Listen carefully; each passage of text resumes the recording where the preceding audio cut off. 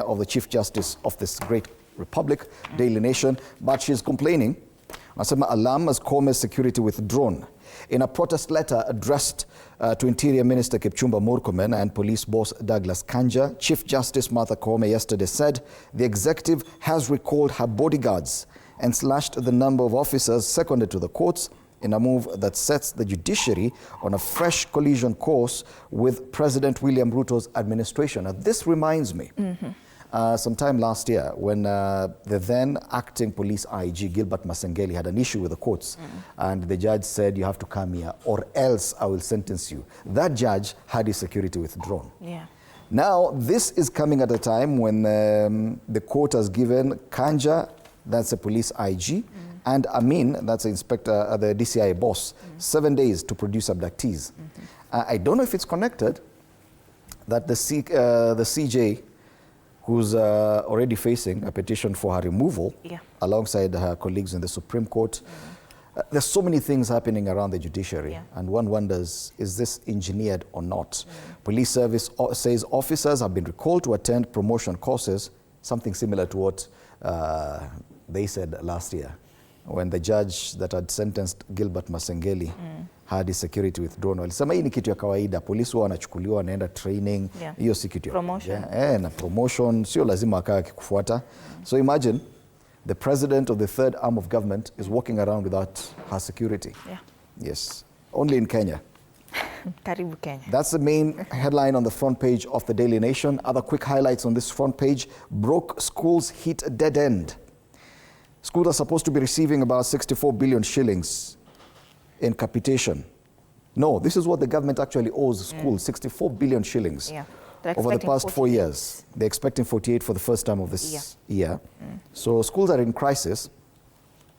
Successive unfulfilled promises by the government to release funds to public schools have left school heads, workers and learners in a desperate situation, with many institutions unable to provide basic needs such as food and learning material. That's another very worrying headline on the front page of the Daily Nation. Some piece of news here makes a comeback. Remember a few years back we had the Cohen murder case. This one returns to our front pages. Sarah Cohen, the main suspect back then, has been arrested. She was seized in the city and is to face fresh murder charges. Sarah Wairimo, the widow of murdered Dutch businessman Cohen, has been arrested and is likely to appear in court today because it would appear a few years back the issue had hit a dead end. At the back of the Daily Nation, judges declined to suspend Gachagua ouster hearings. High Court is set to hear petitions against Gachagua's removal. Former DP has appealed a decision on Justice Mwilu legally appointing a High Court bench. So regarding Gachagua back in the corridors of justice. And finally, what I'd mentioned earlier, courts give Kanja, that's a police IG, and Amin, that's a DCI boss, 7 days to produce abductees. Attempts by the IG of police, Douglas Kanja, and his director of DCI, Mohammed Amin, to avoid court have been thwarted after the High Court ordered them to appear in person on January 30th, that's next Thursday, to explain the whereabouts of 3 men abducted in Mlolongo, Machakos, last December. That's the Daily Nation this morning. All right, and Palace Standard Chief Justice kicks up storm over security. Same story, kama hiyo ya Standard, and Chief Justice Martha Koome is up in arms over what she calls executive interference after his security and officers in the Judicial Police Unit were withdrawn, calling for respect of constitutional offices. Intriguingly, the National Police Service says judges' security is intact, and those who were recalled for training had been replaced. Now, Dr. Rizila Onyango down here quoted, she says, contrary to media reports suggesting that NPS has withdrawn the security detail of some judicial officials, the National Police Service wishes to clarify that the officers have not been withdrawn. Rather, what has happened is a routine changeover of officers to attend their promotional courses.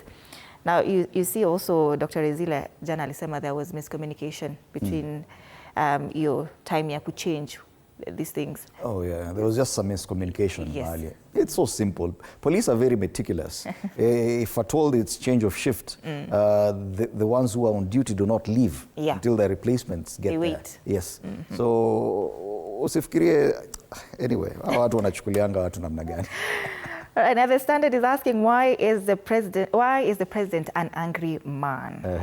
Now President William Ruto is an angry man, failed by his former deputy, forced to eat humble pie and pushed to the wall by Gen Z agitation. However, he is not alone. That story is on page 4 of the Standard, and we can see Deputy President Kithure Kindiki pale. They recently appointed a CS. Mutahi Kagwe is also there. He has people, he's not alone. Gachagua dealt below an impeachment case. Now, the court yesterday declined the former DP's plea to freeze 10 cases challenging his ouster. Yep, and we have another one here, Sarah Cohen in court for murder case for a second time. And thin line between Speaker and Ford Kenya adherent. From the rooftops of CAR's National Assembly, Speaker Moses Wetangula seems to have shared his impartial political outlook for bruising politics, telling off government critics and joining government's crusade across Western Kenya. Now, on Monday, I remember you asked, ni kwa nini he's accompanying the president? How does the Speaker of the National Assembly accompany the president on a development tour or even a campaign? Surely. Meanwhile, the other arm of government is complaining. So two arms of government are moving together, at least the bosses. Yeah. And the other one is complaining her security has been withdrawn. Interesting time. This is Kenya. Right, Shujaa faced real test of character at Path 7's. That story is on the back page of the Standard. Path 7's draw, Group A, Australia, Argentina, South Africa, USA. Group B, France, Spain, Great Britain, Ireland. And Group C, Fiji, New Zealand, Kenya, and Uruguay. Those fixtures, though? New Zealand and Fiji. Kenya 7's fixtures today. Kenya versus New Zealand, Kenya versus Fiji. And you know Kenya versus New Zealand in Anza Sai, 6 a.m. Yeah. And Kenya versus Fiji at 11 a.m. And tomorrow, Kenya versus Uruguay at 7 a.m. East African time. That's the Standard. And we do have results. I don't know. Are these the results? Because what I'm seeing right now online is very interesting. That New Zealand has beaten Kenya 31. No, that's not the game. It's 1914. I made to understand. 1914. New Zealand are leading. Yeah. So let's hope that something will happen. But that's a tough group for Kenya 7's team. That's the Standard today. Yeah. Take a look at the People Daily. Horror of workers' abuse abroad. And we have the Diaspora Affairs PS Rosaline Jogu there on the front page, saying that they face unimaginable horrors, including forced labor, sexual exploitation, or engage in online scams. Now, this is coming at a time when the government is trying to get so many other young Kenyans to go for jobs abroad, especially in areas around Arabia. So this is not the kind of headline you want to see coming especially from the Ministry of Foreign Affairs. Exporting labor, but there's a horror of workers' abuse abroad. So the irony of it. Other quick stories there on the front page of the People Daily. Raila surrogates in fierce fight over Ruto. And this is what we've been talking about, the identity crisis in ODM. We have the party chairperson, Gladys Wanga, who's now a very vicious supporter of the president, the minority leader who's forgotten his job in parliament and now talks for the majority side. Peter Kaluma, another very loud supporter of the president. This is an MP from Homa Bay. The lone voice in ODM saying, hey, let's maintain our identity is the Secretary General, Edwin Sifuna. Na Salasia pia tumpe maoni. Salasia anakuanga chama ingine, yani wa DAP Kenya. So ODM definitely facing an identity crisis. How it will end for the Orange Party, we do not know. IEBC to get powers to verify aspirants' integrity before polls. Will it really happen? We don't even have the IEBC in place. They've previously been given this role to scrutinize the candidates before they get clearance, but they've always fallen short. I don't know if this will result in anything. Why state is tightening screws on parastatals? just the reasoning behind the dissolution of some state farms and the merger of others features on the business pages of the People Daily today. Taifa Leo, Kenya yahisi joto. Na taifa hili la kumbwa na pengo la ufadhili wa bilioni 40 baada ya Amerika kujiondoa WHO. That is another story, but in regards to this, when Kenya yahisi joto, pale chini wanasema Kenya imeanza kuhisi joto kutokana na sera za Rais Donald Trump za kuondoa Amerika kutoka shirika la afya ulimwenguni, bado ni hiyo WHO, na sasa inachunguza mikakati kuimarisha mifumo yake ya afya na vile kushughulikia changamoto zinazoweza kuibuka kutokana na uamuzi huo. Miradi gizani Lapset ikivunjwa, na miradi hiyo imeanzia katika bandari ya Lamu hadi kaskazini mashariki mwa Kenya.